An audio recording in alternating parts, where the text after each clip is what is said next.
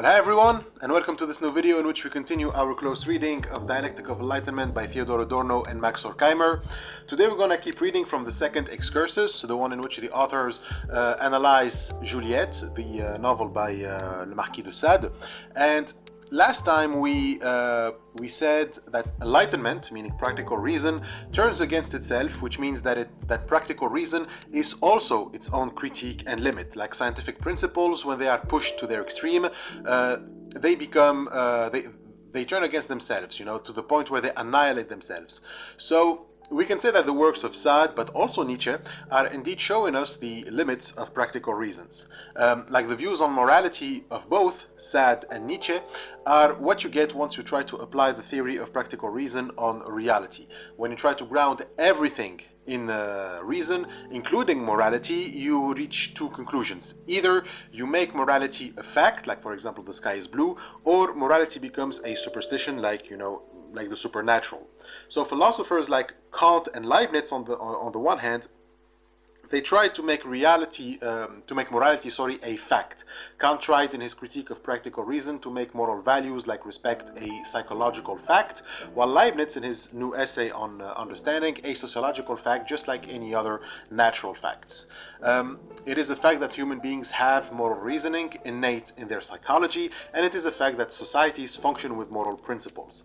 But the application of these views turns out to be impractical. Morality, according to those who apply the theory of Kant and Leibniz, goes against the principle of self-preservation. For Sade and Nietzsche, morality destroys both psychology and society. It only turns people into martyrs. It only makes us slaves, unable to do what we will. In other words, morality is for weak people who cannot survive in the wild. And so this is expressed in the duality between Sade's two famous characters, Juliette and Justine. Justine and Juliette are two sisters who don't follow the same path. Justine follows virtue and morality, while Juliette follows only her pleasure. And as you can guess, Justine is the martyr of her own virtues and leads a miserable life, while Juliette gets to enjoy her existence. And so there is a reversal of values where Sade declares through Juliette that what is profane is what is considered sacred. Sacred things are, a mythology. For Juliette, Catholicism and religion is the last of mythologies, and so it must be banished. Holding on to sacred things goes against the nature of human beings, against the human's flourishment, and as such what is considered sacred for Sade is to be against the sacred. So what is sacred is to be profane. It is to fight off the sacred. As they say, the energies previously focused on the sacrament are now devoted perversely to sacrilege. But in this, it's not just religion that is discarded, it is civilization as a whole. To live in civilization is seen as a superstition. Civilization is made by morality, by people who cannot survive in the wild. Even to live with a community is seen as a sign of weakness and a sacrilege to individual existence. But what Juliette is doing isn't to go back to nature, to before civilization, but to live in civilization while desecrating it. Juliette needs civilization in order to spit on it.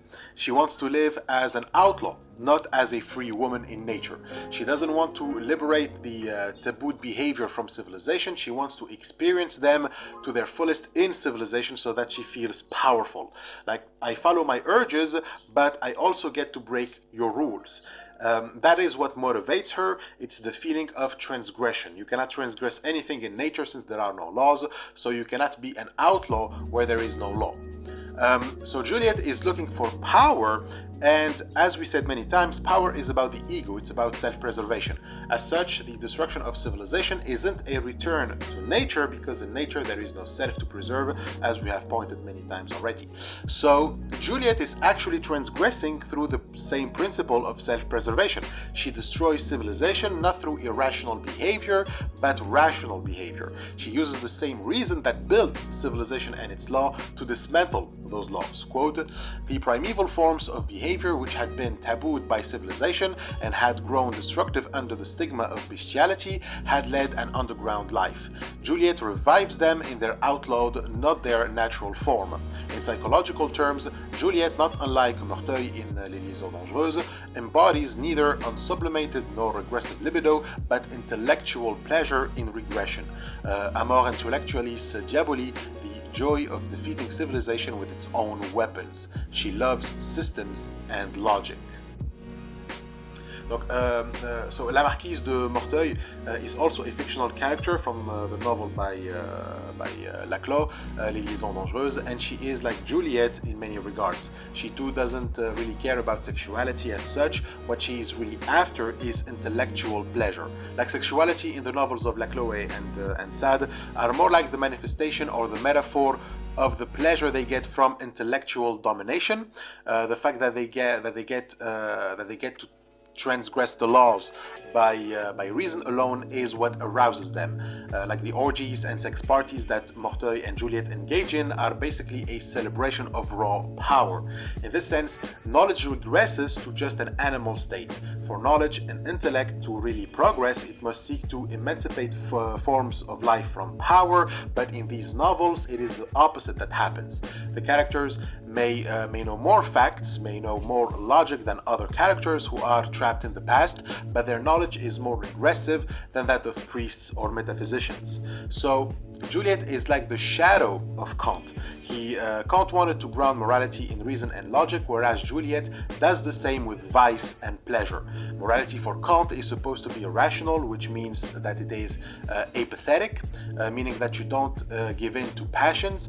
But by passions we mean emotions. Like someone for Kant must act morally regardless of their feelings or emotions, because morality is a matter of reason, whereas someone who follows their emotions in acting against reason is acting against reason because he has no control over himself. So the author's quote from Kant from the Doctrine of Virtue, he says about virtue that it contains an affirmative imperative for men, namely to place all their capacities and inclination under the power of reason, and therefore under the authority over oneself, which imperative is added to the interdiction on allowing oneself to be commanded by one's feelings and inclinations, the duty of apathy. For unless reason takes the reins of government into its hands, those feelings and inclinations will play the master over men. So this attitude of being apathetic is also what Juliette says when it comes to criminal activity.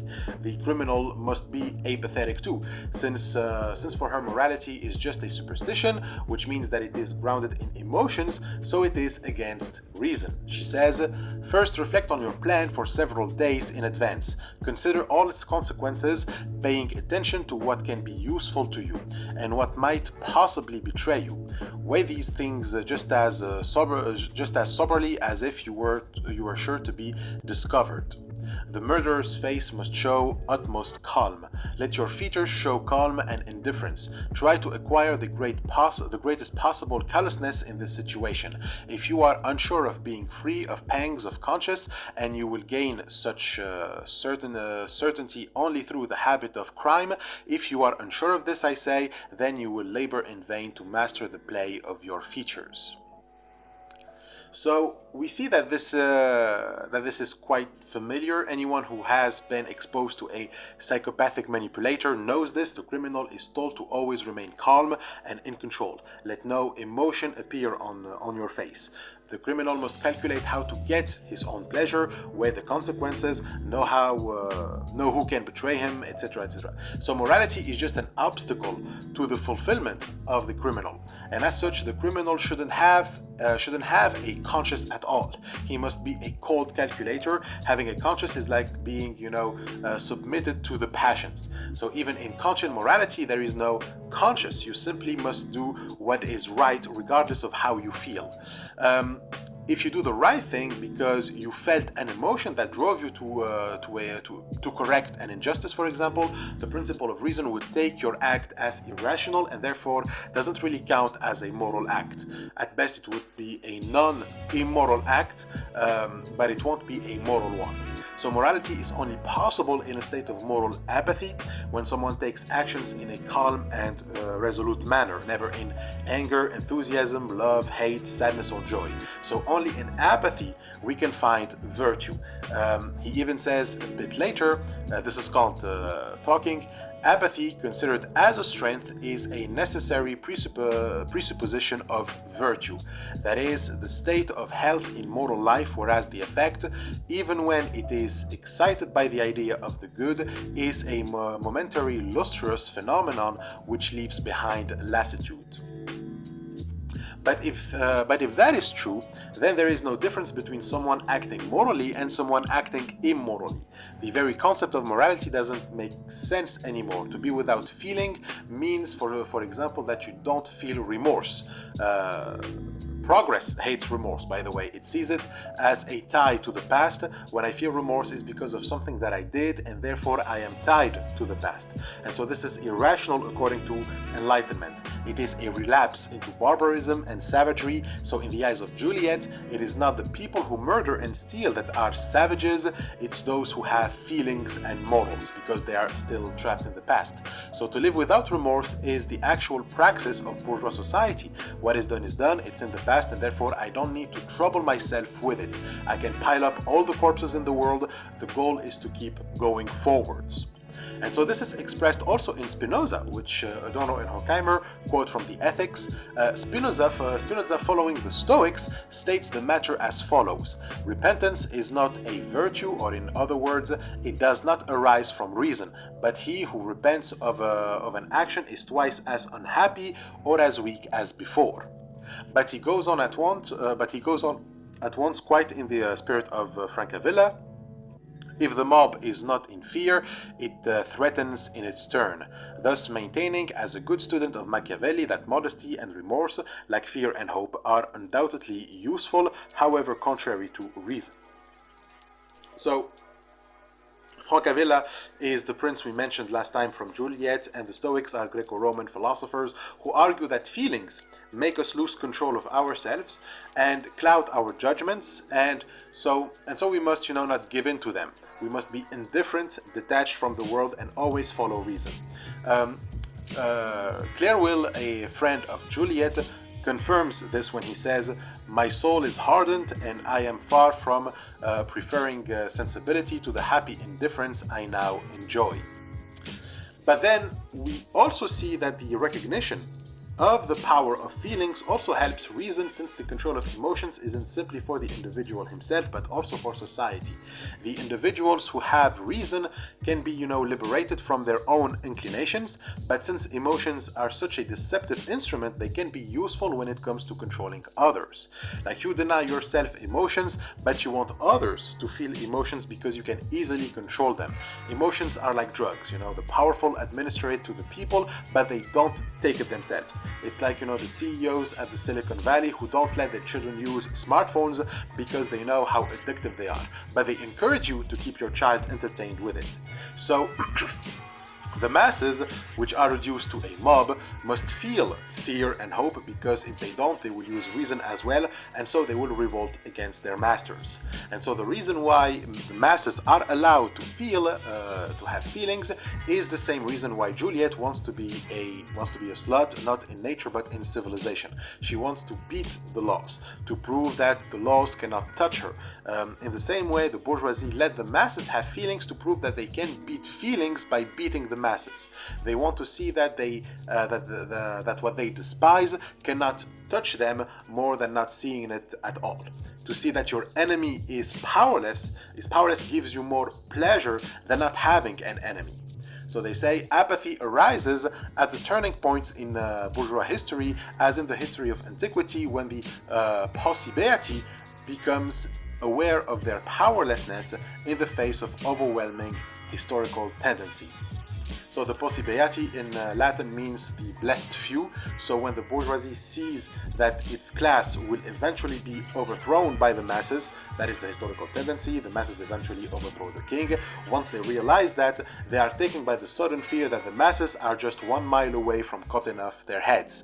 And so hence they train themselves not to feel that fear. Apathy starts there, and then they will create their own little fortress called private property, their private sphere, which they believe will protect them from the anger of the masses. And from there, they watch the suffering from the people and rejoice in it. Stoicism, which is the bourgeois philosophy, makes it easier for the privileged to look what threatens them in the eye by dwelling on the suffering of others.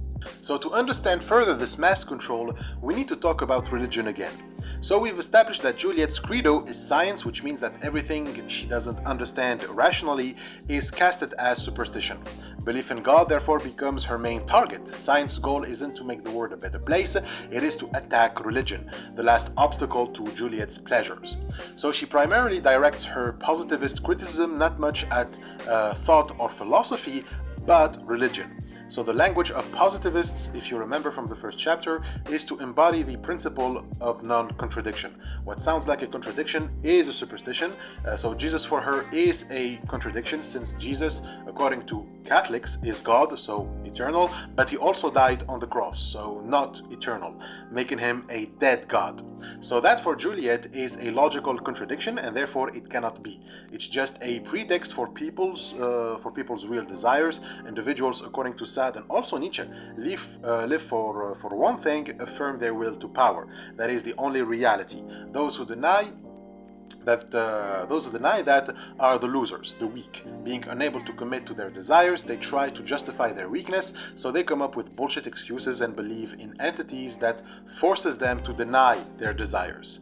I was unable to take what I wanted, so I created God and said that I didn't steal your watch because God forbidden it.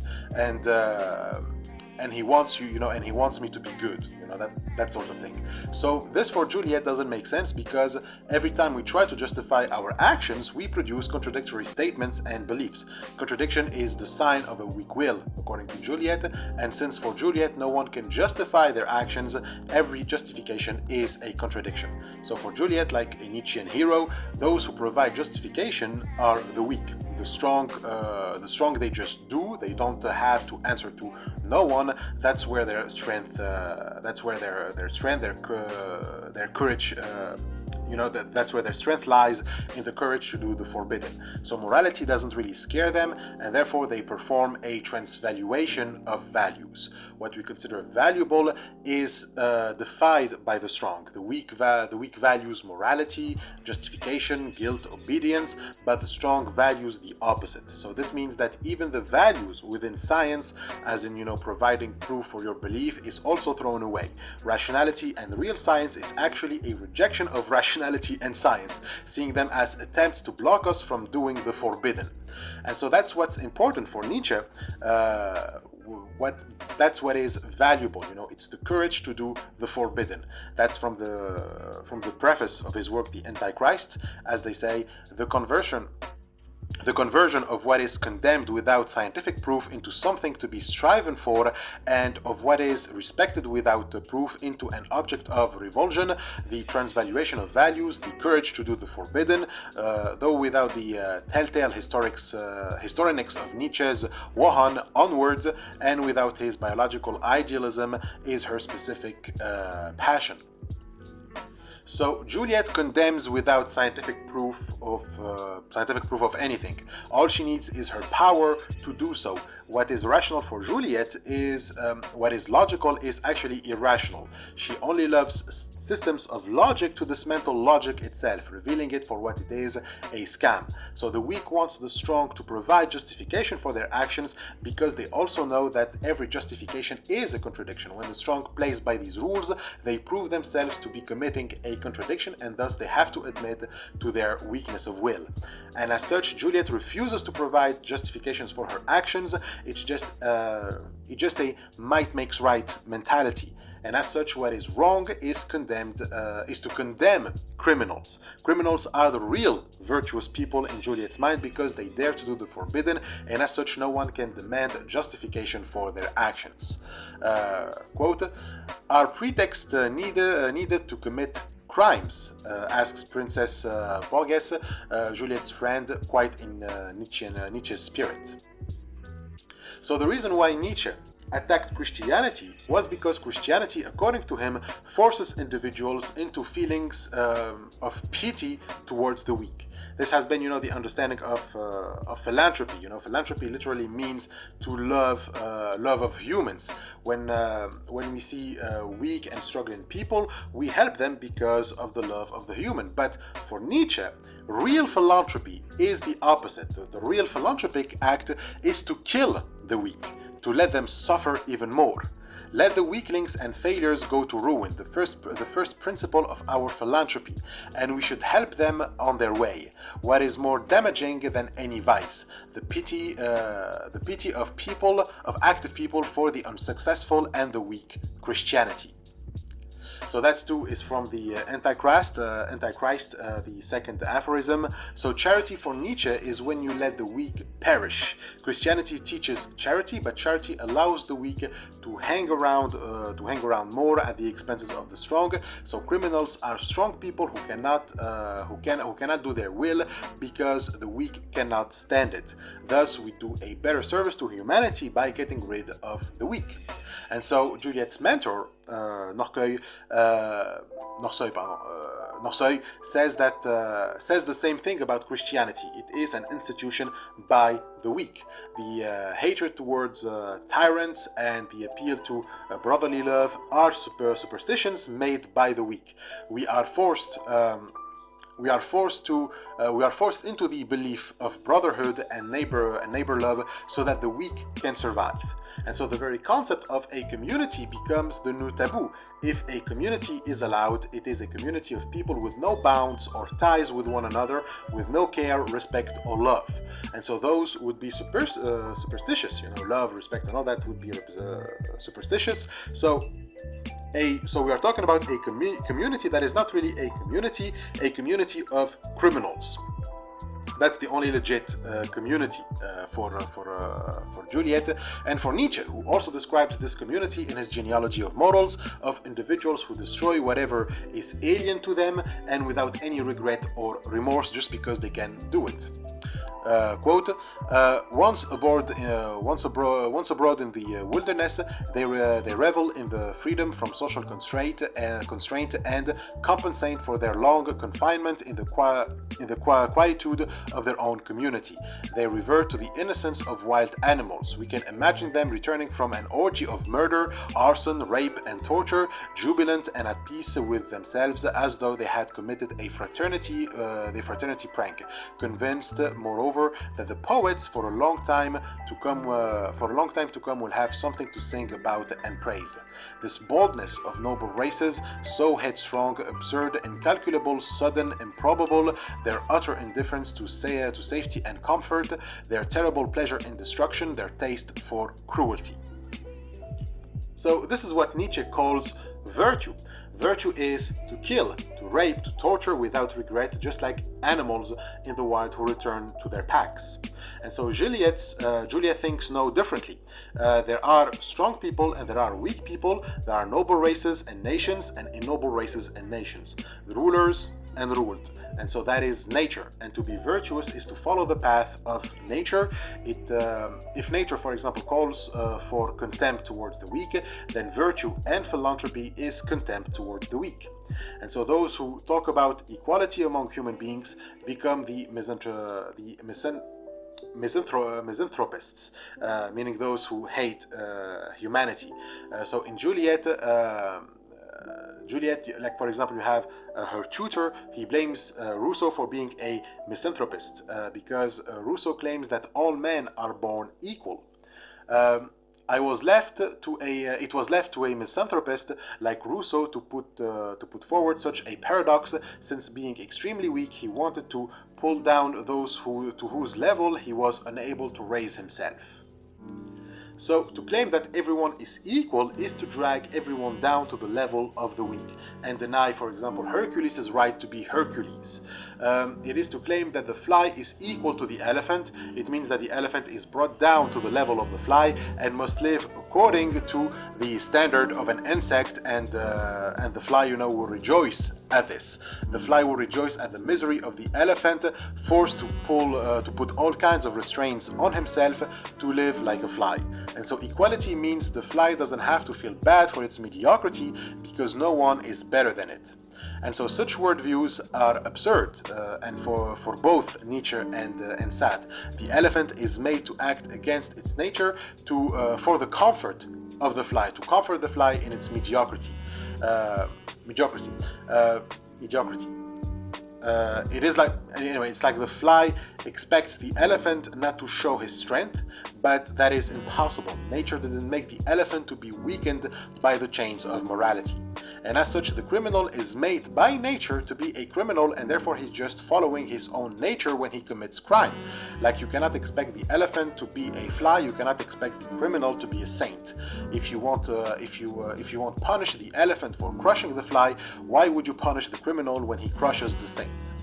So whether the criminal is the product of his biology or genes or environment or education, he's just following the model he's been giving. If we are creatures who are made by causality to be mean towards the weak, if the ruling class is made in that way to suppress the lower classes, then there is nothing we can do about it but let it be. As Verneuil, the mentor, asks, is it natural for someone whom everything invites to do evil to be treated like someone whom everything impels to behave with prudence? So hence Juliette's attack on the religion and God is an attack on contradiction. If God has made us and everything is going according to his plan, how then can he not expect evil if he made us evil creatures in the first place? And so thus the attack on God means an attack on the chains that prevents us from doing the forbidden, and hence an attack on restraining ourselves from the pleasure of delight in others' suffering. So to be sadists is just natural. It's the result of the eternal chain of causality.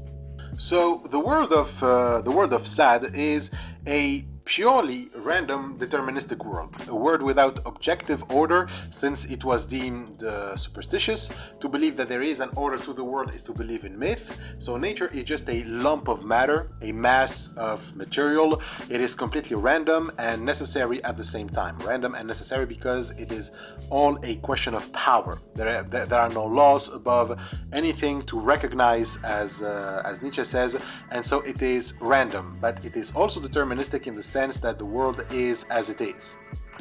If there has to be a law, it is the law of the strong, the law of self-preservation, which isn't really a law but an anti-law. It claims to no model per se, just to whatever is produced by the will of the strongest. And so in this configuration, strong and weak have no other choice but to be strong and weak. So the weak must, it's actually a duty for them to be the ground on which the strong marks its presence. And as such, the anti-law of nature is a law that prohibits laws. The weak appeal to their laws to circumvent the law of nature. They use cunning and reason to get protection from the strong. The use of reason is condemned by Nietzsche as an activity that deviates from the natural law. It is the weak who are guilty according to Nietzsche's doctrine, since they use cunning to circumvent the natural law. So the critique of reason by Nietzsche isn't in contradiction with what we said so far. We have argued that Enlightenment uses cunning and reason to circumvent nature through the first excursus with Odysseus, but eventually there is a return to nature. Eventually, the reasoning of Enlightenment through cunning and rationality actually ends up to a rejection of cunning and rationality. To be rational now is to be against rationality. Like in nature, its laws is an anti-law. Reason itself becomes anti-reason. And so the law of nature is to prevent the formation of laws. Likewise, the point of reason is to prevent the use of reason. So now the use of reason is a trait of weakness, and as weakness is actually a disease in civilization. So following reason means following the sick, those who will wreck civilization. So reason must be applied as to produce the most irrational society and to rig the shit of the weak, since they are carrying the disease. Again, from the genealogy of morals, it is the diseased who imperil mankind and not the beast of prey. It is the predestined failures and victims who undermine the social structure, who poison our faith and life and our fellow men. So the weak basically manipulate you psychologically. They distort your perception of reality so that you lose sight of the natural law. They construct a mental prison in the mind, in the mind of the strong, by the use of argumentation. Arguments are reduced to mind games for Nietzsche. So that is why he hates Socrates, by the way. When Socrates uses reason to show that people don't know what they are doing, for Nietzsche, that's just the loser who gets in the mind of the strong to make the strong feel bad about being the strong. Since Socrates cannot use physical force, he needs another means to dominate others, including, and especially the strong. In this way, he is deceptive like in Odysseus, and this is what's being condemned by Nietzsche and Sade. The weak pretends and deceives. He plays a role, acts like someone else, while the strong doesn't have to pretend because the strong has no resentment towards the weak. The weak act out on resentment. They resent the strong for being strong, like in the genealogy of morals. There is an analogy between beasts of prey and the lambs. So the predators don't have any resentment towards their prey. They hunt and eat them because that's what nature told them to do. The prey, however, are acting against nature because they want the predator to be wicked and evil and feel bad about it. And so, as Sade says in Juliette, this is a speech from Dorval, a gang leader that Juliette meets in Paris. He explains to her how ruling classes come to be ruling classes. He says, "What is truthful in the laws of this wise mother is that the strong are allowed to injure the weak, since in this way they must only use the gifts they have received. The strong individual does not, like the weak, disguise himself with a character other than his own. He merely expresses in action what he has received from nature. If the strong person exercises all his rights to oppress and pillage the weak, he is only doing the most natural thing in the world.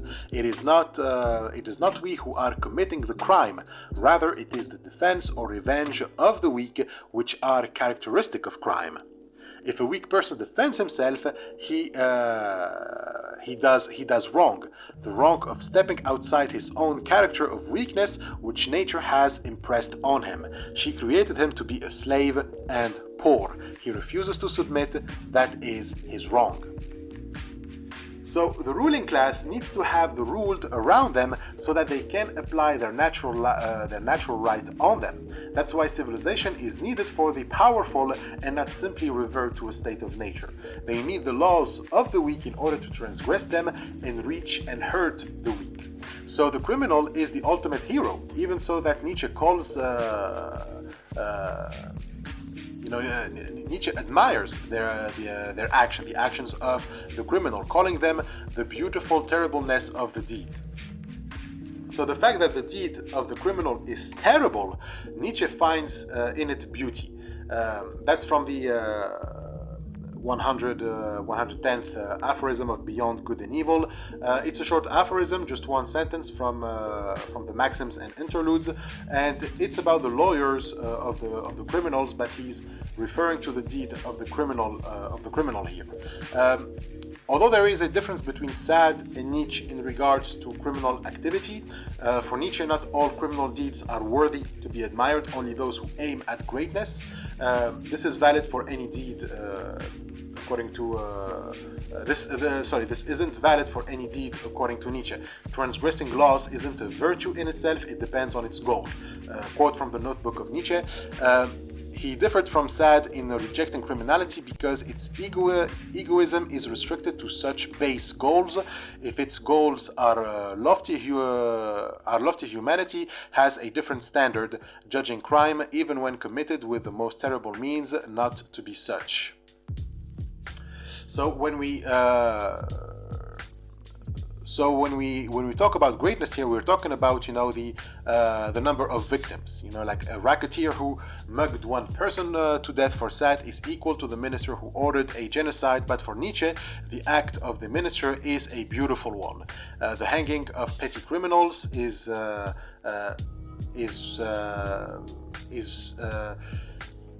right or significant for Nietzsche, whereas for Sade it is. The hanging of petty criminal is right or insignificant for Nietzsche, whereas for Sade it is a wrong. Nietzsche doesn't want the will to power to be confined to just regular low-life criminals or to include them too. He wants the will to power to be beautiful in the sense of having an impact on history. So the cult of strength is word historical doctrine, not the matter of low-life stealing, raping, and mugging. And the German fascists, they rolled hard with this. They applied the master morality that Nietzsche admired to a word historical scale. So the result is therefore a complete contradiction. The will to power became only valid if performed not by individuals, but by the most authoritative body, meaning the state. And as such, the will to power becomes the new religion of the state that replaced Christianity and acts exactly like Christianity.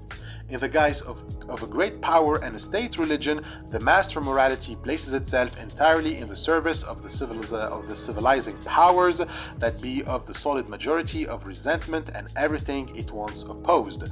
The realization of Nietzsche's doctrines both refutes them and reveals their truth, a truth which, despite his yea-saying affirmation of life, was hostile to the spirit of reality.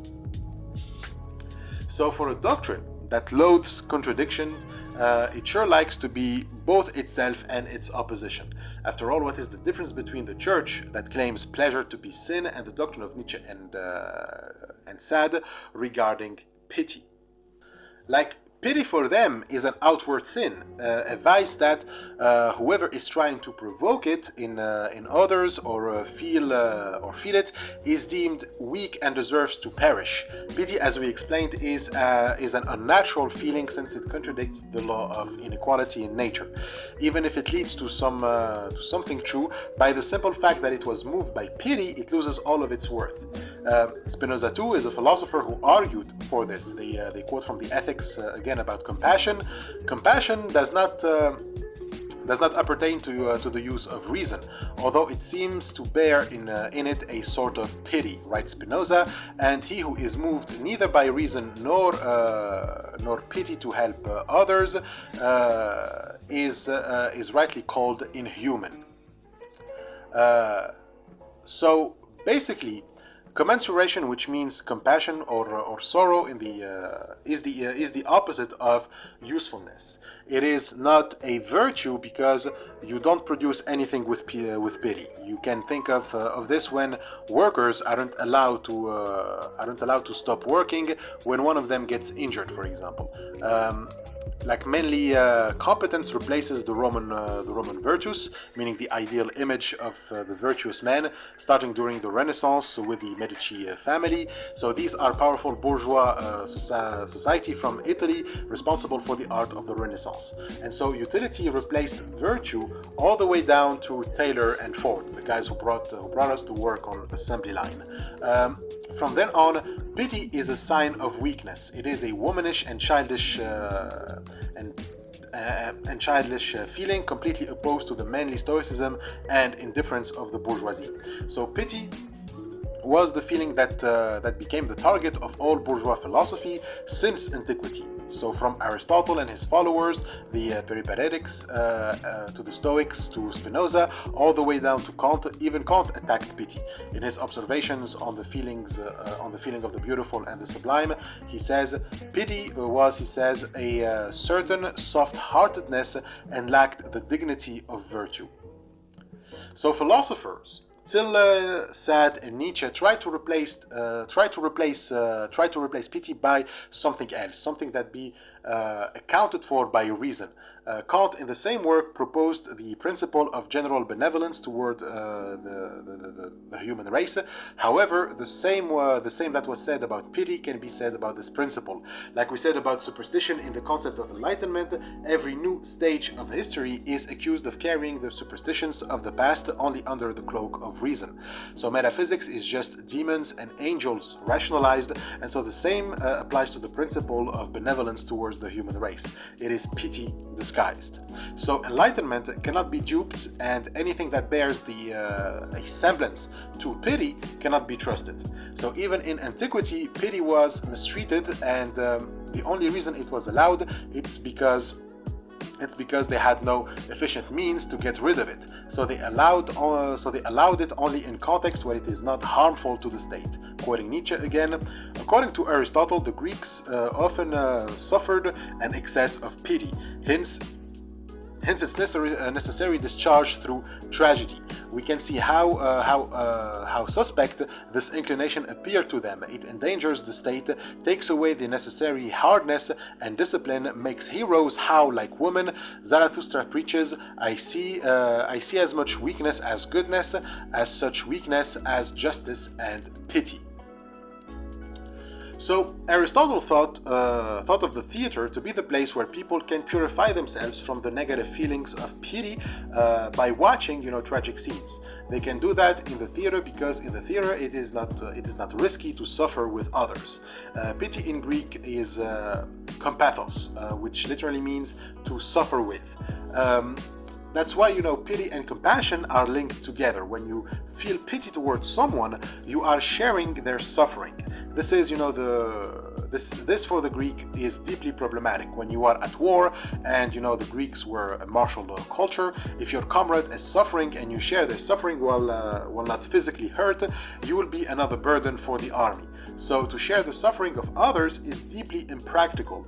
Even Nietzsche, in Thus Spoke Zarathustra, claims that he cannot be friends with someone he shares suffering with, but only sharing joy. So to share suffering is weakness, and since justice requires empathy, it requires that we alleviate the suffering of others because we understand and share their pain. Then justice becomes as useless as pity. So both justice and pity are the same. When we want to apply justice to right a wrong, to alleviate the suffering of others, we are actually committing an injustice. So justice itself becomes a superstition, a sign of weakness. To be good is for the weak. But here Horkheimer and Adorno say something peculiar. They say that pity actually conflicts with justice. If justice is the abolition of inhumanity, then pity cannot be justice because, according to the authors, pity justifies the rule of inhumanity. To feel pity is the exception because it acknowledges that acting out of pity is precisely acting against self-interest. Normally, I should be egoistic, but when I see that my neighbor is suffering, I have to make an exception to my behavior and help them. So the standard is inhumanity, and feelings of pity are exceptions. So the issue is that we have two claims to the general, meaning a universal principle, and both are clashing. Pity is a claim to the general since it applies to all human beings. The principle by Kant of benevolence towards the human race is a general principle. Every human being should receive pity when suffering. Every person's life when threatened should receive help. On the other hand, there's the general principle of self-preservation, of might makes right, of natural inequalities, dog-eat-dog world. It's also a principle that applies to all individuals. In short, pity upholds as an individual the claim to the general that is, the claim to life, against the general in the form of nature and society which deny it. But given that this is an exception and that it must put restrictions on the individual in order to be put in practice, then the principle of pity is questionable. Why would we apply it when we have another general claim that works without restraints, right? So hence the only conclusion that is that the principle of pity, since it puts a higher burden on the individual than its counterpart, must be a sign of weakness. So putting higher burdens on others is is what's in the nature of the strong. So if someone puts on their own a burden on themselves, they cannot be a part of the community of the strong, and therefore pity is like a sign of weakness. Those who are weak show signs to attract on them the wrath and might of the strong. So the principle of self-preservation is more loyal to the general than the principle of pity, thus legitimizing it as more rational and natural principle. So it doesn't require additional steps to justification contrary to pity. It is less hypocritical and more immediate. Those who feel pity are the ones who are narcissists. They are liars and pretenders. Only a weak person would act like that. Only the weak would seek validation from others by trying so desperately to prove that they are good and righteous. And so this reasoning ends up arguing that both those in power and their victims are after the same thing, power, but at least those in power don't lie about it. They don't deceive you or lie to you or make up excuses for their actions. And as such, their position of power is to be preferred to the alternative where the poor and the victims are free. So conforming yourself to the violence and the rule of the powerful, of your aggressors, is the best deal that you will get. All you can do is adapt yourself to the status quo. So even Schopenhauer, another great philosopher of pity that the authors mentioned briefly, said that pity is actually the trace of a great misfortune. It is the acknowledgement that we're all weak creatures. For Schopenhauer, all life is suffering for the sake of the will. The will is like the essence of the world. It's vital force that forces creatures into self-preservation by making them endure the hardest suffering. So every creature that exists is a victim of a great misfortune. And so pity is the confirmation of the will and what it does to creatures. So to want to continue to live with the hope that we can establish a humane and just order is a delusion for Schopenhauer. For him, the establishment of a humane order was the presumption, the presumptuous delusion of someone who could hope only for misfortune. So the feeling of pity leads us to want to save others from their pain by alleviating it. Morality basically says try to make the existence of others peaceful, which means that we want to preserve the life and existence of those in pain. And this, for Schopenhauer, is folly. It's another trick from the will to make us reproduce and maintain the life form it creates and lives through. So to feel pity is a call for more suffering and more misfortune. So Schopenhauer, at the end of his life, he wrote on Happiness, the Art of Being Happy, in which he explains how we can break free from the will. The point of happiness isn't to care for others, but to be detached from everything, to live like the Buddhists in Nirvana, or in the Stoics ataraxia, like a state without pain. Anyways, the point is, pity is bad. Hence, the whole history of philosophy has been philosophy hardening itself to become the best tool for the fascist masters, which are also the ones who despise it the most. Like the Nazis, according to the authors, simply put into practice the theoretical development of philosophy since antiquity.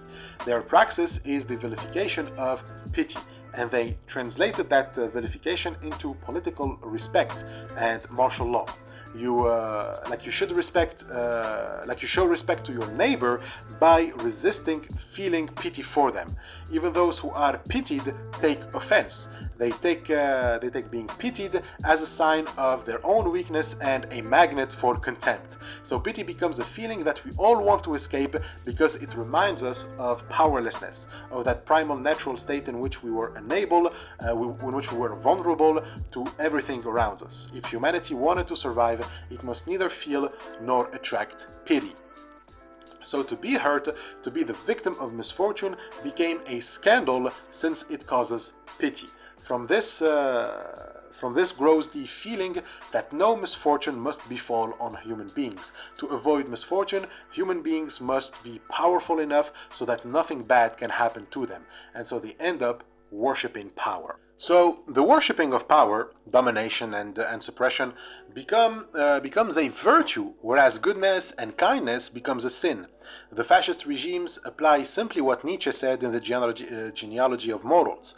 All good things have at one time been considered evil. Every original sin has at some point turned into an original virtue. So in the past, many things were considered bad and evil, but they are accepted today as virtues, then the same can be said about power and domination. They were considered evil ones, but nothing prevents them from becoming virtues in the future. In this sense, Nietzsche is no different from the Catholics he criticized. Sin was also an evil, but then the Catholic Church turned that sin into a virtue. Catholics argue that our sinful nature is proof that God loves us. So too, Juliette does the same. She abolishes Catholicism to make her evil a virtue as well. And as such, her ways become dogmatic, which again is now a virtue too. Her criminal activity is divorced from proving or affirming her belief, but simply acts for entertainment or enjoyment. To Clairville's proposal for a sacrilegious act, she responds, "Now that we do not believe in God, my dear, the desecrations you desire are no more than useful childish games. I may be still firmer in my disbelief than you. My atheism is unshakable. So do not imagine that I need the childish pranks you propose to confirm it. I shall take part because it amuses you, but only for entertainment." The American murderess Annie Henry would have said, "just for fun," and never as something necessary either to strengthen my way of thinking or to convince others of it. So Annie Henry was an American psychopath woman in 1940 who killed and humiliated a man with her companion. When asked why she did it, she said it was just for fun. So here we see how Juliette's atheism is becoming as dogmatic as the doctrines of the Catholic Church. There is nothing that can make her doubt her atheism when she does what she does to commit when she goes, to commit a sacrilege. It's not even to make a point against the church. She just sees it as childish. If she does anything, it's only out of entertainment and pleasure, just for fun, not for further justification of her atheism. No further justification is needed. So to worship power means to be dogmatic, to refuse to provide any justification for your beliefs, for your actions, or even for your lack of belief whatsoever. Justification is another illusion, another superstition. There is no goal for actions besides, at best, immediate pleasure. And so all acts are neither good nor bad. They are just, operations that are carried by nature. The principles of Juliette are the principles of individualism. Industry is just, nature formalized. Like in the state of nature, there is no awareness, no self-consciousness, no individuality, and likewise on assembly lines. What matters is the process, not the end. And so the means takes over and becomes the end. Means and ends are fused together. When power doesn't care about ends, just the process, it means that power is its own end. So when Machiavelli says that the end justifies the means, he doesn't mean that the end matters more than the means, but that the ends and means are now the same thing. So the end of power is power. When something is its own end, then the only thing that counts is the means. Power, focuses on simply the best means to bring itself about. What matters isn't the food I produce, but the machine that produces so much food. I care more about the means of production than the product. So that's what it means to value the means more than the end. The machine becomes a fetish. Like imagine the CEO who looks at his factory. A factory is supposed to make products that on paper make life easier. But then the CEO is being aroused by nothing more but the factory itself. The fact that he owns it and that he owns what produces abundance is the end for him. That's where his pleasure lies, in the ownership of the factory. He just wants his factory. He wants to see the workers going in and out, toil miserably by thousands, and transforming matter into an abundance of whatever it is being produced. However, there is a paradox here, which makes Juliette a bit inconsistent, and that is her pleasure. Now, if nothing requires justification, and whatever is justified is a superstition, then why pleasure is a justification, or why would pleasure be any different? If there are no possible goals for actions, then pleasure too cannot be a goal for anything. So pleasure too is reduced to a superstition, which means that the CEO shouldn't even enjoy being the CEO. Enjoyment is, after all, a phenomenological experience. When I feel pleasure, I am aware that I am feeling pleasure. I have a consciousness there. Even if it is a feeble consciousness, like that of a fly, it is still consciousness. So why should it be the exception? What makes pleasure any different from, pleasure itself is a justification for an action. When I do something, I do it for pleasure. So why should anyone get to enjoy anything if nothing can be justified? So, quote, pleasure itself shows traces of the outdated, the irrelevant, like the metaphysics which forbade it. And so this is what another character from Juliette, Sbrigani, said. He is more radical than Juliette, who wanted to keep her pleasure, but Sbrigani is more devoted to the means than her. He worships the means as a duty rather than a pleasure. Pleasure must only be achieved in accordance with duty. If the CEO feels pleasure, it has to be a detached pleasure, a chemical reaction and nothing more. No awareness must be involved in it. But if it is a chemical reaction, then it is conditioned. It obeys the laws of physics that make the reaction possible. But then there must also be laws that determine when someone can experience pleasure. Pleasure must be attained from action, actual social reactions that obey natural laws. So only when the CEO does what he is naturally conditioned to do, then he would be allowed to have pleasure. Sbrigani says, to enrich ourselves, that is what matters. It would be the height of guilt if we fail to reach that goal. Only if one is truly on the way to becoming wealthy is one permitted to reap one's pleasure. Until then, one must forget them. So, the ideology of Juliette becomes like the Catholic dogma in another matter. It too denies pleasure. Talking about the novel here, not Juliette the character. Like enjoying pleasure, even during pleasure, becomes a sin. You can think of sex when people, even in the sexual act, deny themselves pleasure. Maybe they focus on the pleasure of the other more than their own, or they want, the other to feel pleasure, not them, almost as if they are ashamed or scared to feel pleasure, like it's unwarranted. And so what this means is that there is a game of power when a partner denies themselves the pleasure but want the other to experience it. They deny pleasure to themselves because in the state of pleasure, they simply let go of themselves. Every pleasure betrays idolization. It is self-abandonment to an other. So you see this in porn, for example, where the one who is being dominated, usually women, look like they passed out at the moment of climax. In hentais, for example, this goes to the extreme, where again, usually women complain that their mind is going blank, or that they cannot think straight as they're about to come. So like to let yourself go to pleasure means self-abandonment. So the dominant partner is less visible because he, usually a male, he must keep his awareness. So even if Juliette celebrates sex, it is still viewed as a sin to give yourself in pleasure, because when you give yourself your pleasure, you abandon yourself to the other. So whomever gives in to pleasure is the submissive one, the one who is not virtuous. The virtuous one is the one who didn't go all the way, who didn't fall into the excess.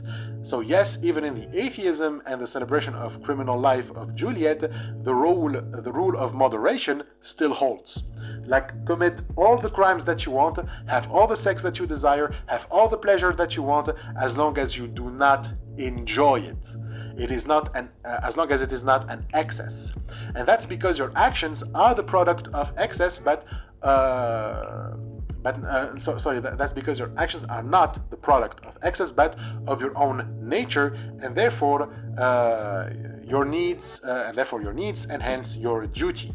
If you are a criminal because that's your nature, then you are simply satisfying the needs of a criminal. If you do things for pleasure, if that is in your nature, then pleasure becomes a need to satisfy. In that sense, pleasure, like the law in nature, is anti-pleasure. It's the satisfaction of a need. So pleasure, as something other than an automatic chemical reaction, is alienation from nature according to Enlightenment. It is a superstition. It is a product of civilization and society. It is not natural. So again, we reach another paradox about nature. Enlightenment has made a mythical version of nature. It argues that pleasure is not natural, and real nature is to resist pleasure, and so this, of course, is a myth. Enlightenment doesn't seek a return to nature, but to run from nature. It seeks nature only when it fits its fantasy about nature. So the kind of nature that Sbrigani talks about, the one that is supposed to be opposed to civilization, the order of the week, is a product of civilization. In real nature, there is pleasure, the kind of pleasure that leads to self-abandonment. Only when a dream absolves them of the compulsion of work, of the individual's attachment to a particular social function, and finally to a self, leading back to a primal state free of domination and discipline, do human beings feel the magic of pleasure. But that's not what Enlightenment asks for. Sbrigani, who goes all the way down with reason, reaches the conclusion that pleasure cannot be natural since it threatens the sense of self. So Sbrigani doesn't want to return to that primal state free of domination and discipline. But that primal state is still reaching Juliette. She's unable to give in her pleasure, which means that magic is still affecting her, because indeed, like Schopenhauer said about the will, nature too tries to bring in the individual back to it. Like when someone tries to break free from the will seduces us into returning to it. The will and nature do it through pleasure. Pleasure is indeed the product of an alienation from nature, except that Enlightenment condemns it while Adorno and Horkheimer celebrate it. Enlightenment says that you are alienated from nature when you seek pleasure, and so you shouldn't seek pleasure. If you do, then you are going to bring in the slave morality, and you will impose an order that is contrary to nature. Whereas Adorno and Horkheimer say that pleasure is nature's call to bring you back to her. It is, homesickness. Pleasure, so to speak, is nature's revenge. In it, human beings divest themselves of thought, escape from civilization. In earlier society, such homecoming was provided by communal festivals. Primitive orgies are the collective origins of pleasure. So this version of nature, which is, real nature, is the version that Enlightenment seeks to avoid. It wants the other version where pleasure isn't nature's revenge, where the self isn't threatened. So Adorno and Horkheimer quote from the French anthropologist Roger Caillois, who wrote about these primitive festivals and orgies, saying, the interlude of universal confusion represented by the festival seems truly like the moment when the world's order is suspended. All excesses are permitted, rules must be broken, everything must be turned upside down. In the mythic epoch, the course of time was reversed. One was born aged, died as a child. All the precepts protecting the God, natural and social order are systematically violated. So this is the kind of nature that is feared by Enlightenment. Sbrigani wants pleasure to be a rational measure which is impossible in nature in its real state, in the state of actual magic. In the primitive societies, the festival is an occasion for nature and magic to return. Things become absurd and turned upside down. Reason is thwarted in the festival, like real pleasure is experienced when someone lets go of reason and and with it self-awareness. Thus, the festival is a time where self-preservation is no longer the leading principle. The transgression of laws and order, when done in actual nature, is thus a danger to the self. For enlightenment, those who partake in festivals are basically insane. So Juliette and Sbrigani, when they promote transgression of laws, they want to do it in a way that preserves their selves. Their image of nature is one in which the festival or pleasure doesn't threaten their self. One only dares to do the forbidden when one is sure of one's survival. So the point isn't to forbid the festival, but to turn the festival into a farce, into a parody of itself. So how can we indulge in festivities and orgies, but maintain reason and self-preservation? So their solution is simple. Make pleasure also rational. Pleasure becomes administered rather than experienced. Quote, the rulers introduce pleasure as a rational measure, a tribute paid to imperfectly subdued nature. They seek at once to detoxify it and to preserve it in higher culture, to administer it to their subjects in controlled doses where it cannot be entirely withdrawn. Pleasure becomes an object of manipulation until it finally perishes in the administrative arrangements. This development extends from the primitive feast to the holiday. So in other words, you turn the feast into a holiday. In holidays, people can enjoy themselves, go wild, have parties, drink and relax. They can experience some sort of nostalgia of the ancient festivals, but then on Monday, they go back to work. The holiday is the festival made inoffensive. Pleasure becomes a drug administered with calculated doses. We are just giving the right amount of pleasure in the right time at the right place, all in moderation. And so the emphasis on moderation finds its justification also in the fact that social organisms are becoming more and more complex. Industrialization brought about an excessive demand for management where everything must be planned, no blind spots are allowed. So everything in life must be modeled on the example of the manager. Ordinary life cannot be a break from work, but it's continuation. So leisure, like we said in the culture industry, is the continuation of work. So everything must follow the same rational, predictable course, but everyday life is constantly fighting back. It is an overflow while the system wants things to flow gently in one rhythm. So to continue with Queillois, the more dominant the complex social organism becomes, the less it tolerates interruptions of the ordinary course of life. Today as yesterday, tomorrow as today, everything must follow the same course. The general overflow is no longer possible. The period of turbulence has been individualized. Holidays have supplanted the feast. So what the rulers did wasn't to prohibit the overflow, but to make it individual. Everyone is allowed to overflow, to assert their own, personal liberty and identity, as long as it stays individualized or personalized. As long as the overflow doesn't turn into a collective overflow, it maintains the impression that we are free and different.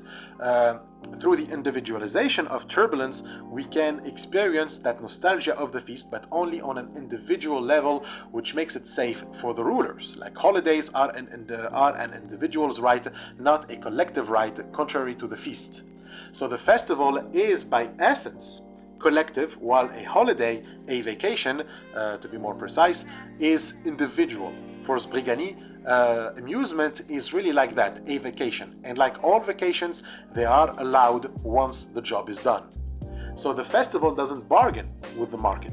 When it's time to orgy, it's time to orgy. Nature doesn't care about your plans or how many clocks must be done by the end of the day. When it hits, it hits. And so enlightenment cannot allow this, therefore, as it increases, as its control increases as well. So even holidays will be replaced by something more manageable, more progressive. The authors write, in fascism, they are supplanted by collective fake intoxication concocted from radio, headlines, and benzodrine. So the media replaces holidays, radio, movies, newspapers, sports, etc. all become a long holiday that coincides with work. And it even gives you the impression that you are doing it with others, you know, just like a festival, you know, isn't that great? And more importantly, working and going on a holiday don't have to be separate times. You can do both in the same day. If we progress a little bit more, why do we have a time to work and then a time to watch TV? Can't we just find a way to make both simultaneously? Why even having to separate work and home?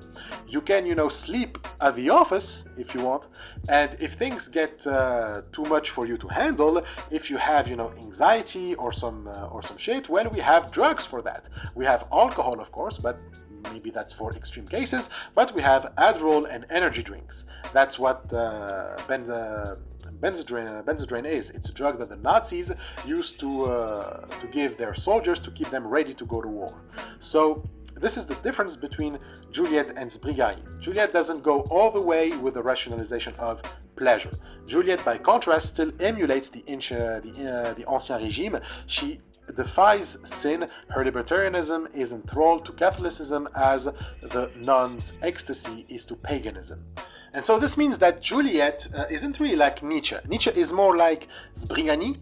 He is someone who loathes pleasure, actually. He is awake.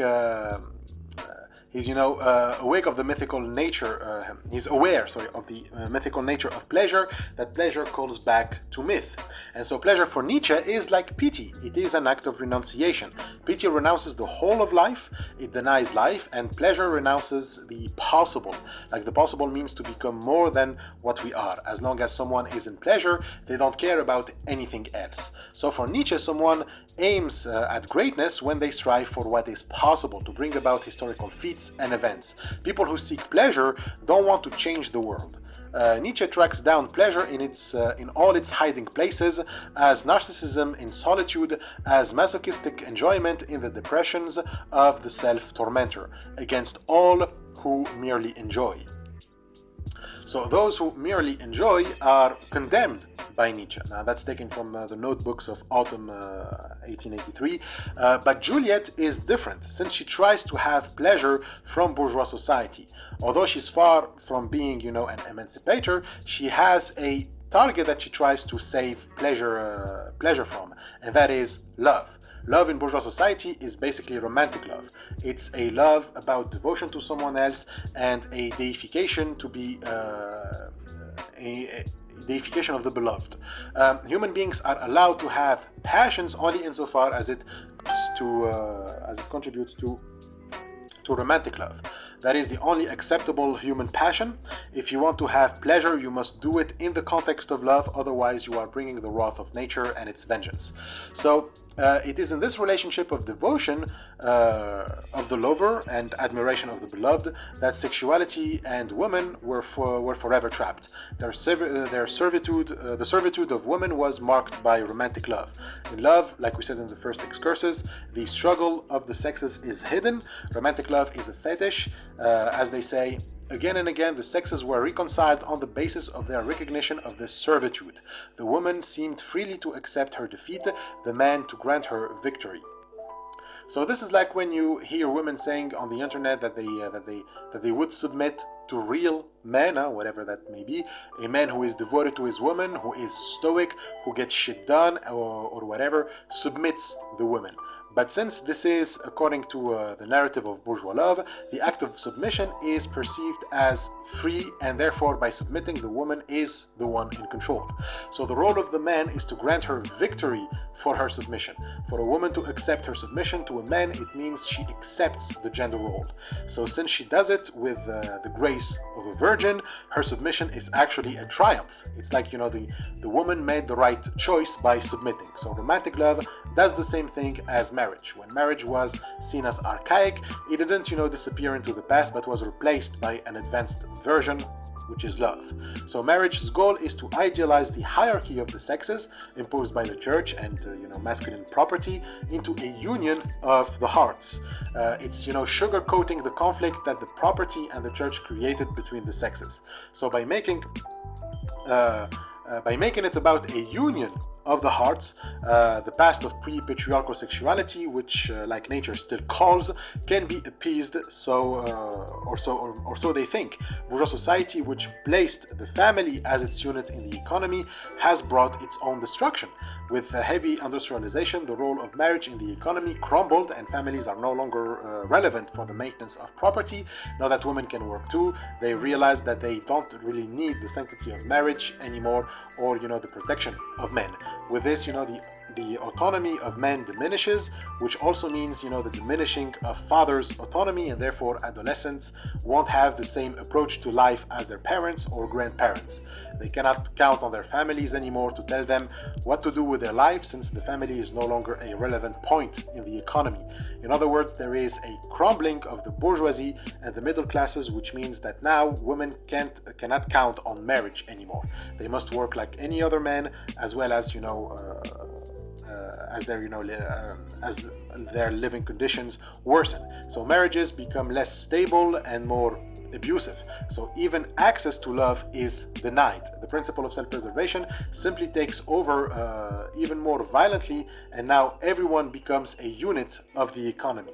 At least with the church and marriage, the economy had an obstacle to its totalizing aspect, but now, since it is the atomized individual who is the unit of the system, nothing can stop the economy from invading all parts of our lives. So everything in the life of an individual must now serve the economy, to be productive on all grounds at once, which leaves no room for time for love, or even less for pleasure and sex. So those who cuddle in bed show up late and get fired. They become, white trash, which means poor workers. Quote, the more universally the system of modern industry requires everyone to enter its service, the more all those who do not form part of the ocean of white trash, which is absorbing the unqualified, employed and unemployed, are turned into petty experts, into employees who must fend for themselves. So the character of the female had to be trapped in marriage, because at least it was still acknowledged that it has power akin to nature and to magic. But once those superstitions were thrown away, and we said that there's nothing magical about women as much as nature, then why not women work as much and hard as men? Why not exploit the other half of the population as well, now that we know that there's nothing magical about them? Now, everyone is in direct competition with everyone. From now on, what determines your self-worth is your productivity and fungibility. Fungibility means that you are interchangeable. It's like when you can do many tasks at once, like workers today, and even back then when we're asked to be interchangeable with one another. Each must be able to do the job of everyone. So skilled work means precisely that you can do what everyone else can do. So all jobs require mechanical skills that we can train everyone into acquiring them. Everyone becomes some sort of an entrepreneur if you want to have an entrepreneurial mindset. It simply means that you can adapt to pressure. Whenever you are put in pressure, wherever you are put, you can get the job done. So it's basically everyone gets to be an entrepreneur in an age where there are no entrepreneurs, because there is no autonomy. Autonomy itself is administered, which means that you only have an illusion of autonomy. Again, like the illusion of choice and individuality, autonomy too is illusory. It is expressed in simple transgression and rebellion against rules that were already deemed archaic. When teenagers rebel against their fathers or against the family, that's like beating a dead horse. We can be a rebel where power doesn't exist anymore. Since the family is no longer the unity of the economy, you can go and resist your father's authority all you want, but your father has no power. He's just another cog in the machine, but you are giving the impression that you are a rebel just because you listen to rock music, or because you have, long hair or whatever. As they write, defiance of the family is no more an act of daring than the leisure time relationship with the boyfriend is the gateway to heaven. So these teenagers act. They are thinking that their acts are free, whereas it is administered. They're being rational in their acts that look like insanity to their parents. In the end, they are living according to the system. Their sexuality which means, promiscuous to the eyes of the parents, is actually regulated and calculated as sexuality within marriages. There is, indeed no love in boyfriend-girlfriend romantic relationships either, only sex. Their talk of love is indeed an illusion manufactured by the system. Even the sex is being manufactured by the system. They live in a world that materializes Cartesian dualism, the separation of body and mind, and then, they discarded the mind. But the same is done to sex and love. Both were separated, and the latter was discarded as yet another superstition. But like we said earlier, those who are dominated need their little illusion as long as it is administered and controlled by the culture industry. Here's Horkheimer talking about the separation between love and sex. It appears to me that love and pleasure are two different things, because tender feelings correspond to relationships of caprice and decorum, but in no way spring from the beauty of a neck or a pretty curve of a hip. And these objects, which in accordance with our taste can keenly excite our physical affects, have it seems to me no rights over our mental affections. To complete my thought, Belize is ugly, is 40 years old, entirely lacks grace of a person, is without regular features or any physical charm, but Belize has intelligence, a precious character, a million things which attach my feelings and preference. Shall never wish to sleep with Belize, but I shall love her to the point of madness, whereas I shall lust after Armint, but heartily detest her soon as the fever of desire is past. So Horkheimer says that sex and love are two different things. He loves an ugly woman but has no desire towards her, but has desire towards another woman who he cannot stand. So the point of this is that pleasure and love must be separated. It's not that you can be sexually attracted to someone towards whom you have no feelings. That can happen. The point is that love and pleasure must be two different things, that they can never coincide. At least romantic love, with all its restrictions, allowed for a link between love and pleasure. Sure, it limited it to just one person, so to better control sexuality, but it acknowledged the relationship like it acknowledged the magic involved in femininity under marriage. So the point of Horkheimer is that love and pleasure must be two things apart, which means that they never mix. It's like, the mind and the body in Descartes. The thinking substance cannot be related to the extensive substance. So romantic love didn't go to this point. It maintained something magical about sex, and it viewed in it either the expression of love or the call of nature. So even romantic love needs to go down the drains like marriage. It is perceived as, quote, a mask, a rationalization of the physical drive, a false and always dangerous metaphysics, as Count Belmar explains in his great speech on love. So Belmar is another character in Juliette. For him, love is like, the mind for Descartes, metaphysics. It's just, people trying to come up with reasons for why they get boners and wet. It can even serve as an excuse to hide your true intentions.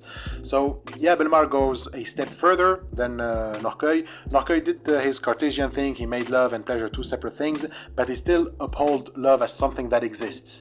But Belmar wrecks that shit. He's like, no, Horkheimer has the hots for Belize, but he doesn't want to admit it because she is ugly. But he's definitely into her. So Horkheimer is simply falling for a chimera created by social convention. He's not being fully rational. To think that his love can have another object rather than sexuality is irrational, according to Belmar. When you want to rub your beloved hair or kiss her forehead, that's not, spiritual love or whatever. It's just sex. Love as such doesn't exist. There's only sexual pleasure, sexual desire. You just want to bone, and that's it. Quote, metaphysics, Belmar teaches, falsify the factual situation. It prevents the beloved from being seen as he or she is. It stems from magic. It is a veil. Love itself is a unscientific concept. False definitions are always leading us astray. Dolmens declares in the memorable fifth dialogue of La Philosophie dans le Boudoir, I don't know what it is, the heart. I simply use the term for weakness of mind. If we spend one moment in what Lucretius calls the background of life, meaning in old analysis, we find that neither the elevation of the beloved nor romantic feeling withstand analysis. It is the body alone that I love, and it is the body alone that I lament, although I can have it again at any time. So La Philosophie dans le Boudoir is another work by Sade, where Sade expresses the most explicitly his philosophy regarding sex, which is, translated here by Dolmens. Love, since it cannot be understood scientifically, means that it is a concept from the past. Another, attempt of nature to take its revenge on us. And as such, we must live without love. Pleasure, on the other hand, is possible to understand, to compute, and to administer. It is more, compatible with progress. Romantic love was just, one last obstacle to progress. Now that too is considered a superstition, sex can be added to sports and hygienes. It becomes even more regulated, like football games displayed on big screens. Pornography is one step away of becoming, broadcasted not on individual screens, but in stadiums like, football games. So the demystification of pleasure meant taking away anything suspect of superstition, everything unnatural, immaterial, and illusory. That way, pleasure can hang around in its, nullified state. It becomes an instrument for manipulation and domination now that it's been separated from love, which is a metaphysical superstition. So it becomes more illusory, unnatural, and immaterial once it is illusionary, unnatural, immaterial elements were purged from it. So the proliferation of expertise, of sex educators, of psychoanalysts, of hormone physiologists, people who are fighting against superstitions has only increased superstition. And this is, the point of enlightenment. When it fights against superstitions, all it does is just increase superstitions. It makes, sex and pleasure something that it is not. By trying to remove, the superstitious element, love from sex and pleasure, it turns sex into an even more, superstitious and, unnatural and immaterial and illusory concept. Okay, so that's it for today. Next time we are going to finish the excursus. There's still one last part that we will go through. As always, I hope that you find this helpful to you and that it explains the content of the book. And I hope that you find it then easier to read the book. And as always,